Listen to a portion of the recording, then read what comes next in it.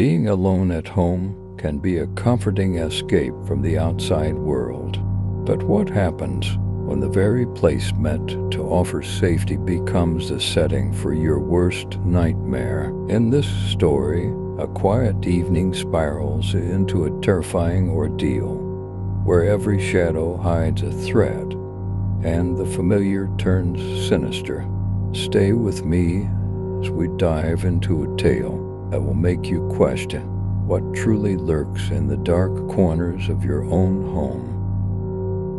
It was a chilly autumn evening when Emily found herself alone at home for the first time in months.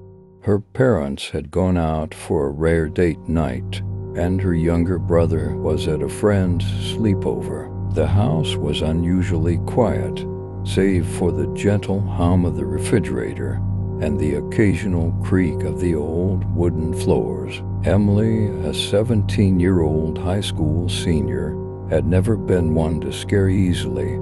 She actually welcomed the solitude, relishing the chance to binge-watch her favorite horror series without her brother pestering her or her parents checking in every hour. The wind outside began to pick up, rattling the windows as Emily settled into the couch with a bowl of popcorn. She glanced at her phone. 10:15 p.m., plenty of time before her parents would be back. She hit play, and the chilling opening credits of the show began. As the first episode rolled on, Emily's attention was glued to the screen. The darkness outside deepened, the wind howled louder, and she felt a slight chill creeping into the room. Absorbed in the storyline, she almost didn't notice the soft knock on the front door. Knock, knock. Emily frowned, pausing the show. She wasn't expecting anyone. Her parents had keys, and her brother was miles away. Curious, she walked to the front door, peering through the peephole. No one was there. She hesitated, her hand hovering over the lock. Maybe it was just the wind knocking something against the door. Deciding not to open it, she turned away, but before she could take another step, knock, knock. This time the knocks were louder, more insistent. A chill ran down her spine. Emily peered through the peephole again, pressing her eye against the cold glass. Still, nothing but the dark, empty porch. Her heart began to race. Maybe it was a prank, one of those kids from the neighborhood trying to scare her. She tightened her grip on the door handle, her knuckles white. But she knew better than to open the door for a prankster, especially at this time of night. Trying to shake off the unease, Emily returned to the couch, but the fun of watching horror had evaporated. Every creak of the house, every gust of wind felt magnified. She grabbed her phone, contemplating calling her parents or a friend, but then laughed at herself. She was just being paranoid, right? A half hour passed without incident, and Emily finally began to relax. She had just started to get into the show again when dang, the sound reverberated through the house like something heavy had fallen upstairs. Emily jumped to her feet, heart pounding in her chest. Her eyes flicked to the ceiling, where the nose had come from. It sounded like it came from her brother's room. She grabbed a kitchen knife, her hands trembling as she gripped the handle. Step by step, she ascended the stairs, each creak under her foot sounding like a gunshot in the eerie silence. The hallway upstairs was dark, the only light coming from the nightlight in her brother's room at the end of the hall. Emily reached the door, pushing it open slowly. The room was just as her brother had left it, clothes strewn on the floor, toes scattered about. But the window was wide open, curtains billowing in the wind. She froze. They never left the windows open, especially in autumn. Her brother's room was always sealed up tight to keep the cold out. Emily moved to the window, peering out into the night. The backyard was empty, the only movement coming from the swaying branches of the old oak tree.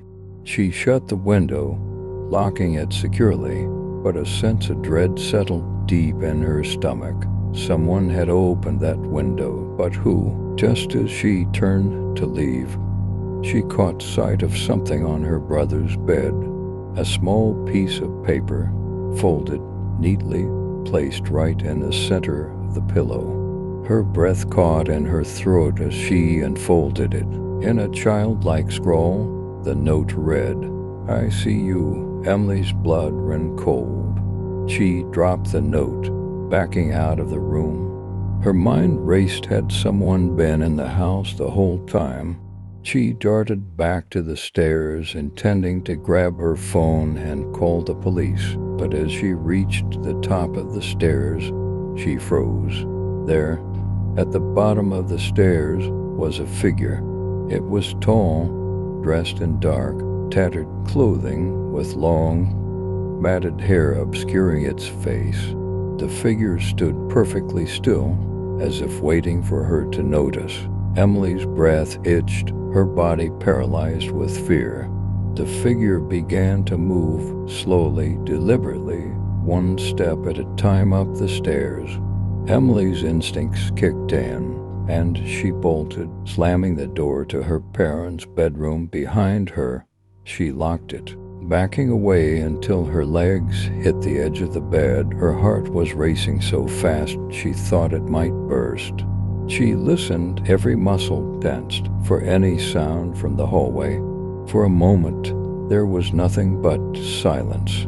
Then the floor outside the door creaked. The doorknob rattled. Emily stifled a scream, grabbing her phone with trembling hands. She dialed 911, her fingers barely able to press the buttons correctly. The operator answered, but before Emily could speak, the rattling stopped. There was a long silence on the other end of the line. 911, what is your emergency?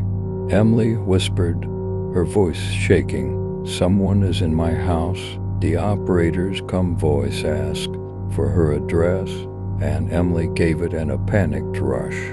The operator assured her that the police were on their way, but it would take at least 10 minutes. She didn't have 10 minutes. Suddenly, the sound of splintering would fill the room as the door to her parents' bedroom was forced open. Emily dropped the phone, backing into the corner of the room, the knife clutched tightly in her hand. The figure stood in the doorway, its face still obscured, breathing heavily. It stepped into the room, its gaze locked on Emily.